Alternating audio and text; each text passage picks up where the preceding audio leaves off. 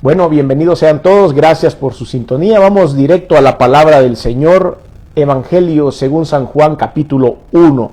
Evangelio según San Juan capítulo 1. Hemos terminado, o más bien hemos titulado este mensaje, cumplamos con el llamado al evangelismo, cumplamos con ese llamado que el Señor nos dejó a todos de poder compartir su palabra.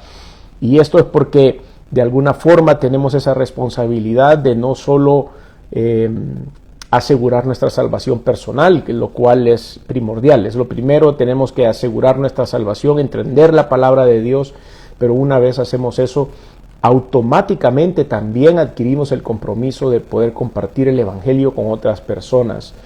Al menos con una persona en su vida, usted debe compartir el evangelio de Jesús y Dios le va a dar la oportunidad de hacerlo, va a poner las personas adecuadas a su alrededor. Consejo personal, no tema, no se avergüence, no se sienta penado. Puede ser que usted diga, sí, pero yo no tengo mucha soltura para hablar, yo no tengo mucha libertad, a mí me da pena, yo soy un poco introvertido o no tengo muchos amigos. No importa, Dios le va a poner una oportunidad para poder compartir la palabra del Señor. Hágalo sin pena y sin temor, el Espíritu Santo le va a acompañar.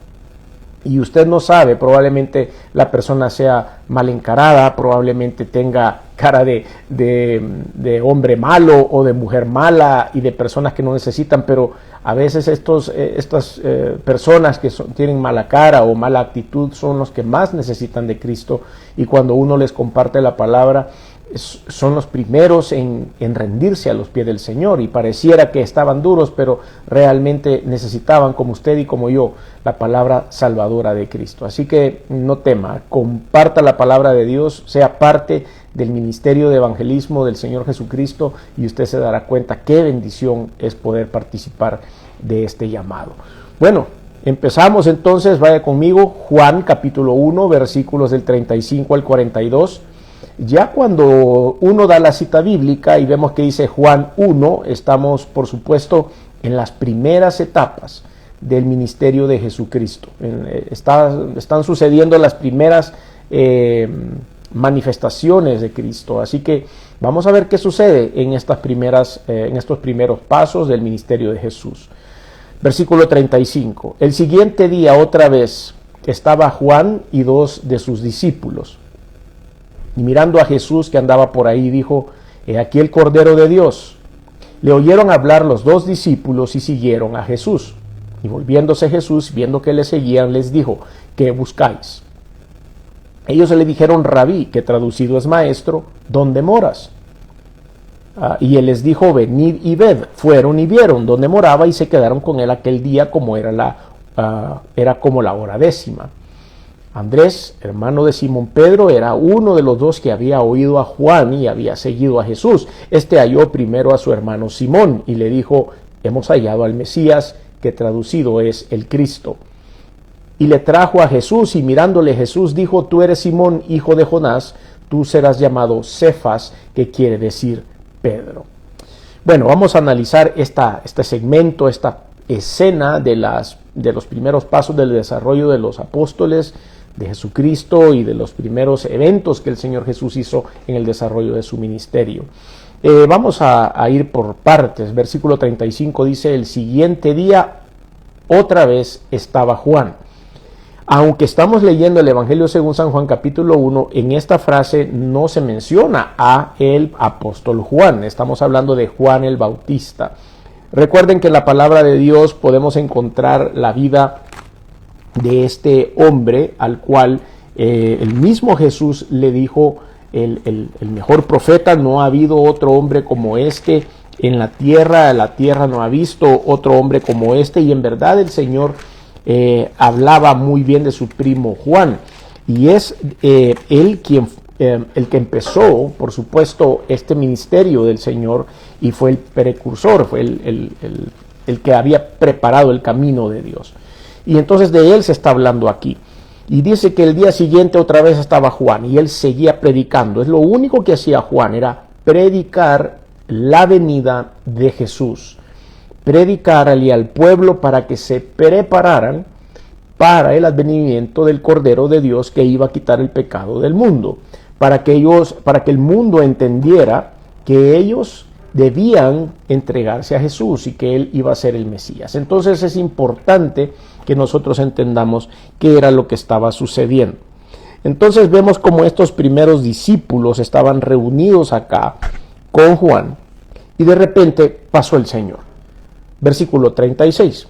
Y mirando a Jesús que andaba por allí, dijo: he aquí el Cordero de Dios. O sea, Juan estaba con su equipo de estas personas. Ya habían abrazado el Evangelio de Jesús, pero no lo habían visto personalmente. Y también estaban ellos oyendo a su maestro, que era Juan en ese momento. Entonces, de repente por ahí, imagínense ustedes esa escena. Juan estaba predicando el Cordero de Dios. Estos hombres estaban verdaderamente entregados a este nuevo movimiento. Y de repente por ahí caminando, aparece Jesús. Y empieza a caminar. Y lo ve Juan de lejos y se le queda viendo y dice: he aquí el Cordero de Dios.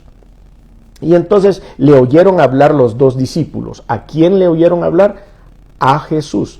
Estaba por ahí Jesucristo, Juan con sus discípulos, ven a Jesús, el Cordero de Dios, se acercan a oír lo que estaba diciendo, y estos dos discípulos de Juan empezaron a escuchar a Jesús. Y entonces siguieron a Cristo. Versículo 38, y volviéndose Jesús y viendo que le seguían, les dijo: ¿qué buscáis? El Señor siempre nos va a hacer este tipo de preguntas, porque Él quiere generar una conversación. El Señor Jesucristo pudo haberse hecho el famoso, seguir caminando, sabía que estas personas lo estaban siguiendo y él no hacer caso, solo seguir caminando despacio para que ellos se acercaran a él y empezaran a caminar con él. Sin embargo, él tenía esa curiosidad de generar una conversación con estos nuevos seguidores y oír por qué se acercaban, qué les había llamado la atención, en verdad en qué estaban enfocados. Jesucristo le encantaba que nosotros, y le encanta todavía, que nosotros abramos nuestro corazón a Él y que podamos tener una sincera conversación. Y es por eso que Él se vuelve y se les queda viendo. Probablemente en ese momento ellos se asustaron un poco, se sintieron un poco apenados o temerosos y bueno, solo pudieron atinar a contestarle: sí, bueno, maestro. Eso le contestaron a él. Veamos lo que dice la Biblia. Le oyeron hablar los dos discípulos y siguieron a Jesús, y volviéndose Jesús y viendo que le seguían, les dijo: ¿qué buscáis? Y ellos le dijeron: rabí. La palabra rabí, aquí mismo la Biblia la traduce, lo pone entre paréntesis y dice que traducido es maestro. Se utilizaba la palabra rabí para aquellos que tenían un rango especial en la enseñanza de la palabra de Dios. Se usaba mucho en la sinagoga. Sin embargo, era un título que se le daba a una persona, no a Jesús, no a Dios. Era una función que cumplía una persona a la cual se le reconocía su autoridad, y por eso se le decía rabí. No necesariamente. Ustedes van a ver en otras porciones de la Escritura, en cuanto a personas como fariseos o escribas, que se refieren a Cristo como rabí también, y eso no quiere decir de que ellos se convirtieron o que ellos eran seguidores de Cristo, sino que era una manera educada de poderse dirigir a alguien que era un maestro de la palabra. Así que ellos en este momento, en verdad que habían oído a Juan, sabían que era el Cordero de Dios, pero estaban empezando a conocerlo, y la palabra mejor que encontraron en ese momento fue decirle rabí, que era maestro. Entonces ellos le preguntaron: ¿dónde moras? ¿Cuál es tu lugar? ¿Hacia dónde vas? Porque nos gustaría seguir caminando detrás de ti. Versículo 39 les dijo: venid y ved. El Señor hace un juego de palabras, siempre es muy importante, porque Él los llama para que vean: venid y ved. Y por supuesto que no fueron a una casa hermosa, no fueron a un palacio, no fueron a un hotel 6 estrellas de la localidad, por supuesto que no andaban un conductor en una limusina, sino que ellos seguían caminando con sus sandalias y su manto y su túnica, y llegaron a ese lugar en donde el Señor estaba pasando la noche, que por supuesto en otra oportunidad en la Biblia el Señor dijo que él no tenía ni siquiera a dónde apoyar la cabeza para dormir, sino en una piedra.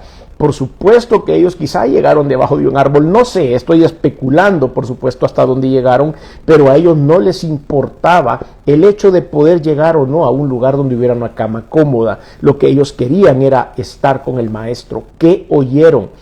Y entonces después del punto vemos que dice, fueron y vieron dónde moraba y se quedaron con él aquel día porque era como la hora 10ª, es decir, ya era tarde, ya era de noche. Y ya ellos no podían caminar de regreso a sus casas porque era extremadamente peligroso andar en el desierto a esa hora. Versículo 40, aquí empiezan ya algunos detalles específicos y hablan de personas. Versículo 40, entonces dijo Andrés, hermano de Simón Pedro. Vea usted, dentro de nuestras familias hay alguien que nos va a hablar de Cristo o hay, digamos, en nuestra familia específicamente, mi esposa y yo fuimos los primeros convertidos en nuestra generación. La única que conocía de Jesucristo era mi suegra, y ella nos había más o menos enseñado algo de Jesús, pero después cada quien pues por su lado el Señor mandó a las personas adecuadas para podernos conversar acerca de la palabra de Dios y exponernos al plan de salvación. Y después entró el Evangelio a nuestra familia y poco a poco se fue diseminando. Y estoy seguro que usted tiene su historia, estoy seguro que usted está pensando en su historia en este momento y probablemente está recordando ese tiempo en el cual alguien llegó a hablarle de Cristo. Una tía, un primo, un amigo, una compañera de trabajo, un compañero de colegio, sea como sea, alguien tuvo el valor de compartirle la palabra de Dios a usted. Y está volando su mente en este momento, recordando ese tiempo y recordando también qué le dijeron. ¿Cómo fue que usted en un momento dado sintió esa misma curiosidad, vamos a ponerlo entre comillas, y poder ir y ver, venid y ved? Y usted y yo llegamos a ir y ver algunas cosas maravillosas que alguien nos compartió de Cristo. Entonces vemos cómo Andrés estaba siendo la puerta de entrada del Evangelio, del conocimiento de Jesús a su familia. Y Andrés era uno de estos dos hombres que estaban ahí con Jesús. Andrés era hermano de Simón. No quiere decir que Simón estaba ahí, ya lo vamos a ver más adelante, sino solo mencionan que Andrés iba a ser hermano de Simón. Era uno de los dos que había oído a Juan y había seguido a Jesús. Este halló primero a su hermano Simón. Estamos hablando de Andrés en este momento. Quiero contarles otro tema muy privado, muy de nuestra familia, pero cuando nuestro primer hijo iba a nacer y estábamos orando para ver qué nombre le poníamos, el Señor nos indicó a través de una persona que nos dijo, miren, hay varios nombres bonitos en la Biblia, y nos enseñó algunos libros, algunos nombres bíblicos en ese momento. A nosotros nos llamó mucho la atención Andrés, y empezamos a orar por el nombre de Andrés, y esa noche llegamos mi esposa y yo a casa, y oramos por el nombre de Andrés, a ver si ese era el nombre que al Señor le agradaba.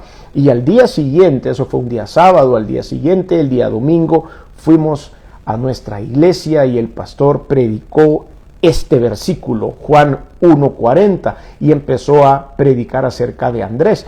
Nosotros sentimos en ese momento esa seguridad de que el Señor nos estaba diciendo, sí, este es el nombre que me gusta, este es el nombre con el cual van a bautizar a su hijo, y así es, por supuesto se llama Andrés.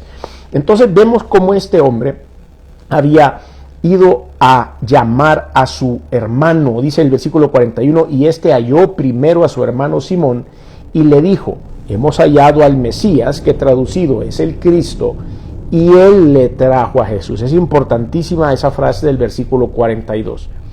Andrés, que era un perfil acá, era un perfil tranquilo. Andrés primero, el Señor había puesto en su corazón esa curiosidad de conocer más y empezó a seguir a Juan el Bautista primero, luego se hace seguidor de Cristo y luego se hace parte de los discípulos de Cristo y camina con el Señor. Sin embargo, usted no va a encontrar historias de Andrés como encuentra historias de Pedro, ¿verdad? Su hermano. Pedro era era bocón, Pedro era desbocado, no tenía filtros, lo que pensaba decía, era rudo y hablaba mucho y siempre quería imponer sus ideas. Y nos damos cuenta que Andrés era totalmente diferente. Andrés le decía, Andrés, tenés que cumplir este propósito, y él iba y cumplía, y no se metió en polémicas, no hizo nada de lo cual ustedes y yo podamos recordar mucho, pero hizo algo importante, que fue, en el versículo 42, traer a su hermano Pedro a los pies de Cristo. Y su hermano Pedro, a diferencia de él, de Andrés, iba a hacer cosas grandes, aunque se tropezaba, aunque decía lo que no tenía que decir o hablaba lo que no tenía que hablar. Después el apóstol Pedro iba a ser el primer discurso de la iglesia cristiana. En Hechos capítulo 2 y 3 vemos cómo el apóstol Pedro fue la cabeza de la iglesia, cómo él empezó a liderar a la iglesia, y en esa primera predicación de la nueva iglesia cristiana se habían convertido 3,000 personas. Todo eso comienza en el versículo 42, cuando este joven Andrés siente, es obediente a Dios y hace el llamado a su hermano para que llegue a Cristo. Y mirándole Jesús, dice después, siempre en el versículo 42, y mirándole Jesús dijo: tú eres Simón, hijo de Jonás, tú serás llamado Cefas, que quiere decir Pedro. Desde que el Señor lo vio, le cambió el nombre.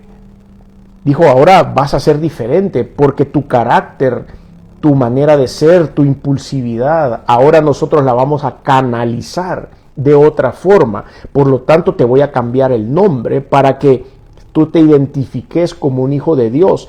Y Él le pone ese nombre. Imagínense qué bendición. Y una vez prediqué un mensaje que se titulaba ¿cuál será mi nombre en el cielo? O ¿cómo será mi nombre hoy? Y tal vez no es mi nombre como lo uso aquí en la tierra y en mis documentos de identidad y en el pasaporte.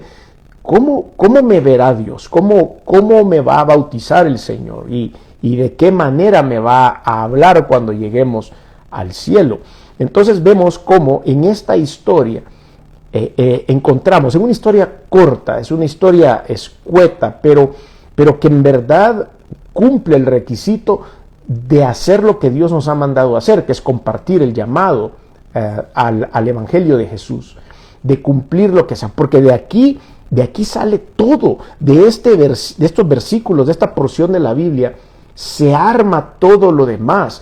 Ya estaba Andrés, ya estaba Pedro, y estaba esa otra persona que no menciona la Biblia quién era, pero a raíz de todo este orden, Juan el Bautista se aparta, desaparece del foco mediático.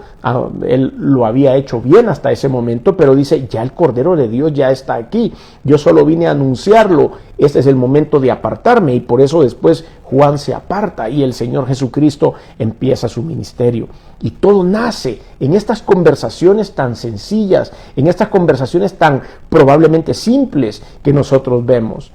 Recordamos cómo en el Antiguo Testamento, en el libro de Génesis, cuando el Señor recién había terminado la creación, ustedes recuerdan la historia de Caín y Abel, los primeros hijos de esta tierra, los primeros hermanos de esta tierra, en donde habría también el primer asesino de esta tierra y la primera víctima de la violencia de esta tierra, Caín y Abel, por supuesto. Entonces, cuando Caín mata a Abel y él regresa después de haberse deshecho del cuerpo de su hermano, el Señor llega y le pregunta: ¿dónde está tu hermano? Y esta respuesta pesada que hizo Caín al Señor, por supuesto, el Señor no le gustó, y después Caín tuvo que pagar esas cuentas, pero le dijo: ¿acaso soy yo guarda de mi hermano? Él estaba diciendo en ese momento: a mí no me interesa mi hermano, yo no tengo que andarlo cuidando, yo no tengo que andar detrás de él, ¿por qué me preguntas a mí sobre él? Y a veces tenemos esa actitud en cuanto al evangelismo. ¿Acaso soy guarda de mi hermano? Si estos se quieren portar mal, que se porten mal. Si aquel quiere estar en drogas, que esté en drogas. Aquel si quiere hundirse en el vicio del alcohol, que se hunda en el vicio del alcohol. Esa mujer si quiere meterse con 20 hombres, que se meta con 20 hombres. ¿A mí qué? A mí no me pregunten nada. Yo no soy cuidador de nadie. Pero realmente lo que tenemos en ese momento es ese desánimo de poder servir y no hay un compromiso de compartir la palabra de Dios. Nos lavamos las manos como lo hizo Pilato. Recuerdan que sencillamente él no quiso asumir la responsabilidad de lo que iba a suceder con Jesús.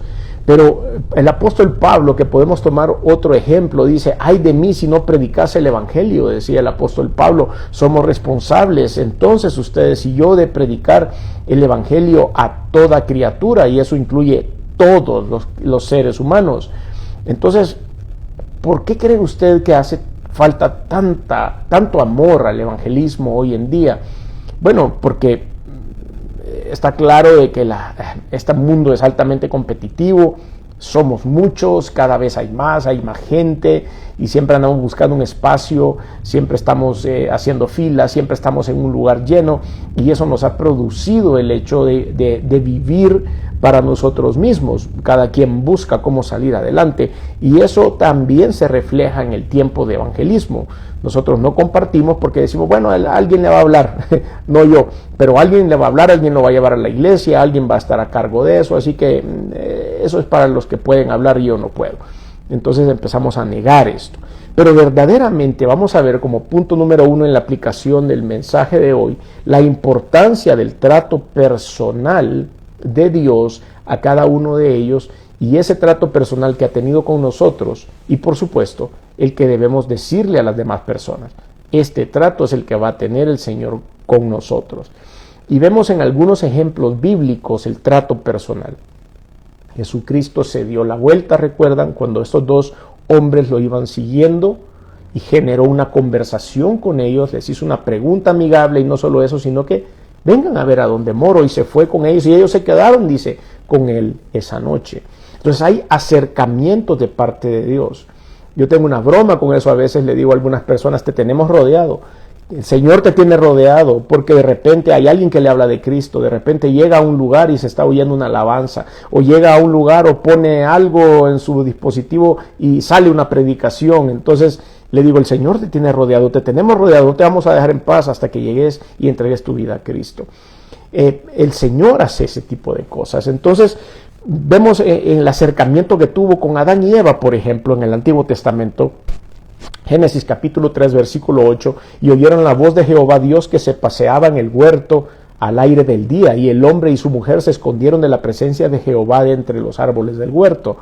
Vemos cómo el Señor llegaba a visitar a Adán y Eva. Imagínense qué bendición. El creador de los cielos y de la tierra se tomaba el tiempo para ir a pasear al huerto del Edén, para conversar con Adán y Eva.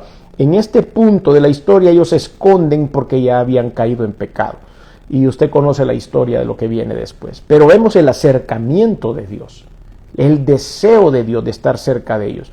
Lo mismo sucedió con Abraham, el patriarca de la iglesia. Génesis capítulo 12, versículos del 1 al 2. Él es el padre de la fe.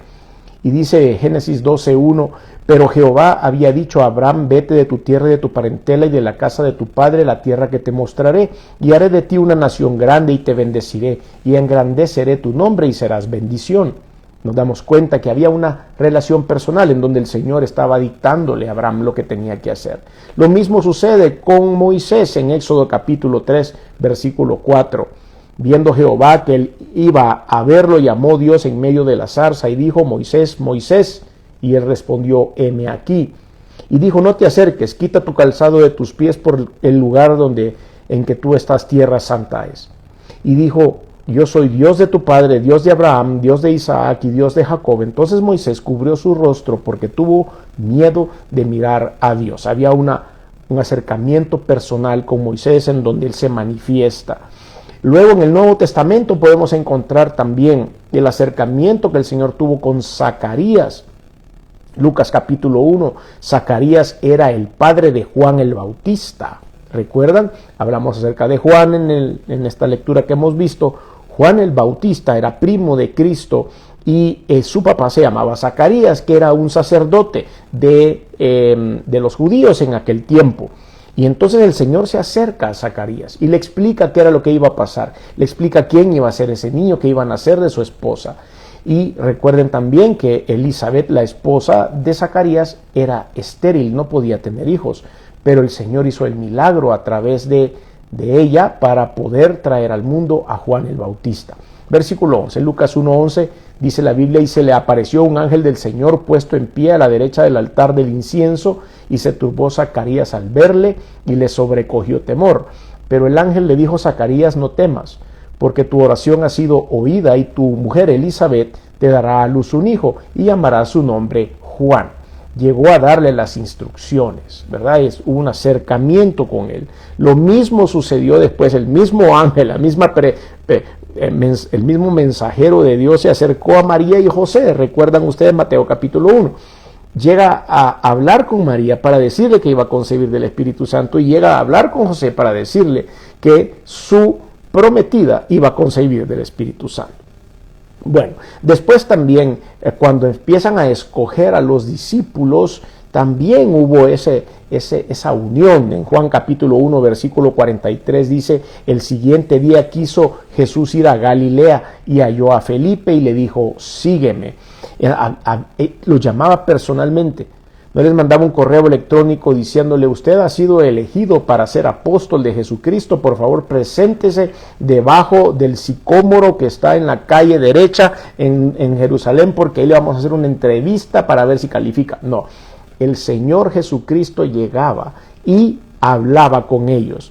Y esto, por supuesto, trajo resultados beneficiosos. Ese trato personal tiene resultados beneficiosos. Es por eso que ustedes y yo debemos aprender a hacerlo. Y de repente debemos vencer nuestras propias barreras que impiden que uno pueda compartirle la palabra de Dios a otra persona. Cualquiera que sea esa barrera, debemos hacerla a un lado. Trabajamos para Cristo, trabajamos en el nombre de Cristo. Y lo que estamos haciendo de compartir el evangelio del perdón de pecados y la vida eterna con otra persona es porque hemos sido enviados por el Señor. Así que tenemos resultados beneficiosos de este trato personal. Hay una mejor comprensión de la majestad de Dios. Hay algo que sucede. Vea, cuando usted comparte el evangelio de Jesús, hay un impacto en esa persona que está escuchando su testimonio, que está escuchando la palabra, los versículos bíblicos que usted está diciendo, pero al mismo tiempo algo está pasando en mí. Estoy en obediencia, estoy cumpliendo el propósito de Dios. Él dejó una comisión, y al momento de compartir la palabra de Dios con alguien, soy parte de esa comisión. Entonces los dos somos beneficiados. Los dos somos bendecidos, la persona que recibe como la persona que habla. Hay una valorización en las dos personas, el que habla como el que recibe. Hay un desarrollo de fe en el que habla como el que recibe. Hay una disposición personal a someternos a la voluntad de Dios. ¿Cuál es? El que habla como el que recibe. Entonces esto es lo maravilloso de poder compartir la palabra de Dios. La responsabilidad entonces de nuestra comunicación personal del evangelio es importante delante de los ojos del Señor. Y aquí vemos esa porción del texto base que hemos utilizado, Juan 1:40, donde dice que Andrés, hermano de Simón Pedro, era uno de los dos que habían oído a Juan. Y nos damos cuenta, pues ya hemos analizado un poco ese texto. La excusa de la irresponsabilidad espiritual, van a haber miles de excusas. Por ejemplo, la respuesta de Caín: ¿acaso soy yo guarda de mi hermano? Hay que vea qué hace, hay que vea cómo se salva. Hay muchas excusas que podemos poner para caer en la irresponsabilidad espiritual de no compartir el evangelio de Jesús. El rechazo de Esaú a la primogenitura, ¿recuerdan ustedes Jacob y Esaú? Y Jacob, bueno, se llamaba el suplantador, hizo una jugada maestra ahí, pícara con su madre para poder quedarse con la primogenitura de su papá, o la bendición del primogénito, y Esaú había vendido esa primogenitura por un plato de lentejas. Y ese rechazo que Esaú sentía, bueno, a mí qué me importa la bendición, a mí qué me importa la primogenitura, eso no tiene nada que ver, yo tengo hambre ahorita y dame un plato de lentejas y quédate con la primogenitura. Eso ofendió mucho a Dios y es por eso que Esaú fue descalificado. Entonces la irresponsabilidad de no cumplir esta voluntad de Dios en nuestra vida nos hace entrar en ese rechazo. Recuerdan también aquella parábola de los talentos. Creo que ya hemos estudiado un poco acerca de las parábolas de los talentos. Vemos cómo ese hombre al que se le dio un talento lo enterró y dijo, bueno, ahí va a estar, por lo menos no me lo van a robar, pero realmente no fue diligente en cumplir el propósito de Dios de multiplicar el talento. Y a usted Dios le dio un talento que se llama salvación eterna a través de la fe en Jesucristo. ¿Por qué no multiplicarlo? Que es lo que Dios quiere. Entonces hay varias razones que podemos encontrar acá acerca de la responsabilidad personal que tenemos. Y una de estas razones es porque somos portadores de la verdad. No es que nosotros creamos que nos la podemos todas y que siempre vamos a tener la respuesta correcta o que todo lo que decimos nosotros es perfecto y es la última palabra. No estamos diciendo eso. Cuando decimos que somos portadores de la verdad es porque tenemos la palabra de Dios con nosotros y esta es la verdad, no nosotros, no lo que digamos. Podemos estar súper equivocados, podemos unir las palabras de una manera equivocada, pero la palabra de Dios, esta es verdad. Esta no se equivoca, no se contradice, no dice mentiras. Es la palabra de Dios. Entonces, cuando yo digo que tengo la responsabilidad personal porque soy portador de la palabra, es porque he leído lo que dice aquí y sé que puedo decirle a la persona, usted puede ser salvo a través de la fe en Jesucristo. Jesucristo es el camino, la verdad y la vida. Nadie viene al Padre sino por Él. Jesucristo vino al mundo a dar su vida por usted. Por eso dice la palabra de Dios, de tal manera amó Dios al mundo que ha dado su Hijo unigénito para que todo aquel que en Él crea no se pierda, mas tenga vida eterna. Todo eso es la Biblia, no es invento mío ni suyo, es la palabra. Por eso tenemos la verdad. Segunda de Timoteo 4:2 dice la Biblia, para que prediques la palabra, que instes a tiempo y fuera de tiempo, redarguye, reprende, exhorta con toda paciencia y doctrina. Y doctrina. La palabra de Dios es la doctrina bíblica. Nosotros es lo que tenemos que hacer. Somos portadores de la verdad, no porque seamos perfectos ni las podemos todas, sino por la Biblia. Bueno, aparte de eso, también otra de las razones de la responsabilidad de predicar es porque somos deudores de la gracia de Dios. Soy deudor a Cristo. ¿Por qué? Porque Él me lo dio por gracia. Yo no hice nada para merecer la salvación eterna y el perdón de los pecados. Usted tampoco. No es eso lo que la Biblia dice. La Biblia no dice esfuércense en ser buena gente porque tal vez así pueden comprar la gracia de Dios. Esfuércense en ser el mejor vecino porque de esa manera van a obtener la salvación eterna. Eso no dice la Biblia. No es eso lo que dice la palabra de Dios. La palabra de Dios dice que buscad primeramente el reino de Dios y su justicia y todas las demás cosas serán añadidas. La palabra del Señor dice que si confesares con tu boca que Jesús es el Señor y creyeres en tu corazón que Dios le levantó de los muertos, serás salvo. Porque con el corazón se cree para justicia, mas con la boca se confiesa para salvación.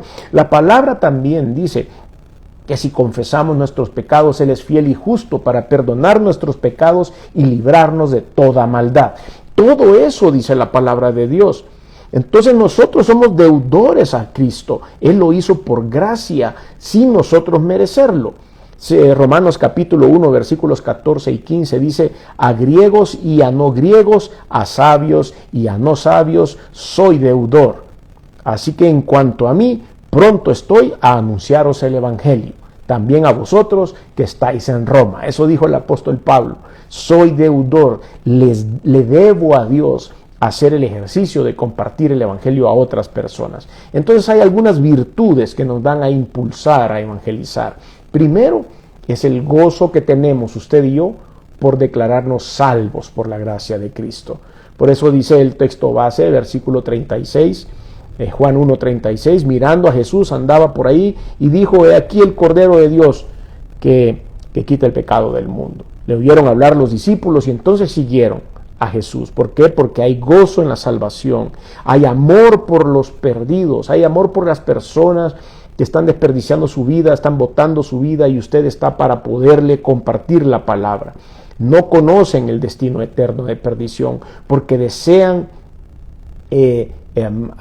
tener todo en este mundo, pero realmente no consideran qué es lo que viene después de la muerte. Y nosotros en ese punto deseamos que no se pierdan, que deseamos que en esta vida comiencen ellos también a disfrutar el reino de Dios. También tenemos el deseo de que conozcan la verdad o la salvación. En el texto base que hemos visto dice que el apóstol Andrés encontró primero a su hermano Simón y le comentó que habían encontrado al Mesías y le trajo a Jesús, que eso es básicamente lo que tenemos que hacer. Entonces, ¿hay alguna manera de presentar el evangelio personalmente? Pero claro que sí, la responsabilidad nuestra y la de Dios, porque es una responsabilidad compartida. Como dije hace un momento, usted empiece a hablar, el Señor le utilizará como una herramienta, el Señor va a hablar a través de usted, porque a Dios le interesa, más que a usted, que esa persona pueda arrepentirse de sus pecados y obtener la vida eterna. Entonces, nuestra responsabilidad es comunicar personalmente el evangelio. Hechos capítulo 8, versículo 44 dice, o más bien Hechos 8:4 dice, pero los que fueron esparcidos iban por todas partes anunciando el evangelio, y eso es lo que tenemos que hacer. Entonces, la parte de Dios es hacer el milagro de la salvación. Ustedes y yo no lo podemos hacer. Por más, nosotros podemos conducir a la persona a tener un encuentro personal con Cristo, llevar y decirle, bueno, este es el camino, pero el que ejecuta la salvación eterna, el perdón de los pecados y todos los demás milagros que va a hacer el Señor en el corazón de la persona, es Él, no somos nosotros. Y por supuesto que hay estas características que nosotros encontramos. ¿Cuáles son las características que encontramos? Bueno, fe en el poder del evangelio, esa es la primera característica. Isaías 55:11 dice, así será mi palabra que sale de mi boca, no volverá a mí vacía, sino que hará lo que yo quiero y será prosperada en aquello para que la envíe. La segunda característica, además de la fe, es la valentía. Eso podemos encontrar. Fe, valentía, cosas que podemos encontrar en compartir el evangelio. Como en Juan 1:41, y vemos lo que hizo Andrés con su hermano. Y esta valentía nos ayuda a vencer los conceptos religiosos y filosóficos que están en este mundo y vencer el temor al rechazo por los prejuicios que pueden haber. Número 3, tercera característica del evangelismo, dijimos primera fe, segunda valentía, tercera esfuerzo sobre todo lo que es pecado y sus consecuencias. Tenemos que hacer un esfuerzo para la presentación del evangelio, sobre el amor de Dios para el hombre, sobre el sacrificio expiatorio de Cristo para salvación eterna, sobre el pecado y sus consecuencias, sobre el arrepentimiento que debe haber en el ser humano y la fe como requisitos para la salvación, y sobre el paso de fe en la oración, que ya hablamos de Romanos capítulo 10, versículo 8. Entonces tiene que haber fe, valentía, esfuerzo. Hay un cuarto elemento que es el compromiso permanente de la multiplicación y el discipulado. Tenemos que estar comprometidos con el crecimiento de la iglesia en el mundo. Entonces, nuestras características para poder tener un buen evangelismo de acuerdo a la voluntad de Dios: fe, valentía, esfuerzo y compromiso. ¿Cuáles van a ser los resultados entonces de todo esto? Bueno, va a haber salvación, va a haber conversión y hombres y mujeres transformados para volverse hombres y mujeres de bien. Todo esto lo hace Dios. Usted y yo solo estamos llamados a ser obedientes y a cumplir esta gran comisión que el Señor nos ha dado. Si usted quiere recibir a Cristo como Señor y Salvador, este es un momento perfecto para hacerlo.